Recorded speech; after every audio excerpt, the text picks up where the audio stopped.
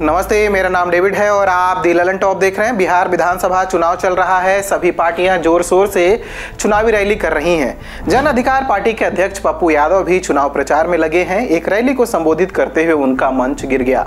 मंच पर ज्यादा लोगों के खड़े होने की वजह से यह हादसा हुआ। इसमें पप्पू यादव समेत कई कार्यकर्ता घायल हो गए।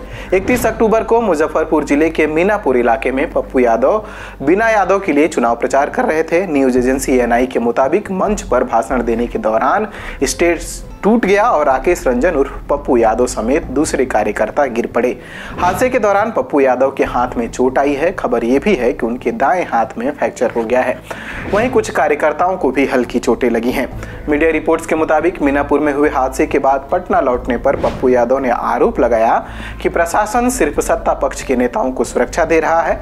प्रशासन की अनदेखी की वजह से उनके साथ हादसा हुआ और उनका हाथ टूट गया। पप्पू यादव ने मंच टूटने के कारणों की जांच की मांग की है। उन्होंने कहा कि जांच इस बात की भी होनी चाहिए कि घटना उन्हें जान से मारने की साजिश तो नहीं थी। पप्पू यादव ने कहा कि वे सरकार में आने पर लोकपाल बिल लाएंगे। इस बार के विधानसभा चुनाव में यह पहला मौका नहीं है जब मंच टूटा हो। कांग्रेस प्रत्याशी मस्कूर उस्मानी का भी मंच टूट गया था। दरभंगा में रैली को संबोधित करते समय उनका मंच गिर गया था। उस्मानी जाले के दोघड़ में चुनावी सभा को संबोधित कर रहे थे। जैसे ही उन्होंने कहा, और लोकतंत्र में लोग जानते हैं कि किसको कब उठाना है और किसको कब गिरा देना है। उनके इतना कहते ही उनका मंच टूट गया था। इसका वीडियो खूब वायरल हुआ था। इसके अलावा चंपारण में कांग्रेस नेता की रैली के दौरान मंच टूट गया था। इस दौरान स्टेज पर पार्टी के नेता इमरान प्रतापगढ़ी और अखिलेश सिंह समेत कई कार्यकर्ता मौजूद थे। हालांकि इस दौरान किसी को ज्यादा चोट नहीं आई थी। बिहार में विधानसभा चुनाव के दूसरे चरण के लिए 3 नवंबर को वोटिंग है। तीसरे चरण की वोटिंग 7 नवंबर को है और नतीजे 10 नवंबर को आएंगे। ये जानकारी आप तक लेकर आई थी हमारे साथी उमा। अगर इस वीडियो को आप यूट्यूब पर देख रहे हैं तो हमारे चैनल को सब्सक्राइब करिए।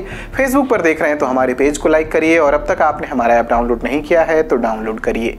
Thank you.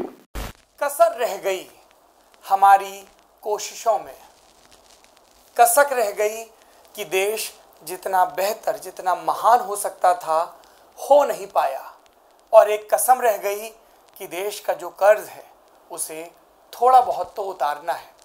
भावुकता का लबादा ओढ़कर बोलता तो यूं बोलता, लेकिन बात सीधी है तो सच्चे ढंग से आप तक कही जानी है। लल्लन टॉप लेकर आया है एक नया प्लेटफॉर्म, तेरा तुझको अर्पण। ये प्लेटफॉर्म उन सब भारतवासियों के लिए है जो भारत से दूर किसी दूसरे देश की जमीन पर है, कभी पढ़ाई के लिए, कभी नौकरी के लिए। ये उन सब भारतवंशियों के लिए भी है जिनकी पहचान का हिस्सा ये महान देश है, लेकिन कुछ कसर और कसक है। तो आइए कसम खाएं कि देश को बेहतर बनाएं। हमें आपसे चाहिए आपके हिस्से का ज्ञान जो आप लल्लन टॉप के जरिए अपने देशवासियों के साथ साझा करें। ये मस्ती के पल भी हो सकते हैं जब आप कहीं घूमने जाएं और आपको लगे कि सिर्फ मेरे यार दोस्त और परिवार वाले ही क्यों, पूरा देश जाने इन नायाब चीज़ों के बारे में। ये पॉलिसी से जुड़ा, ज्ञान से जुड़ा कोई मसला हो सकता है।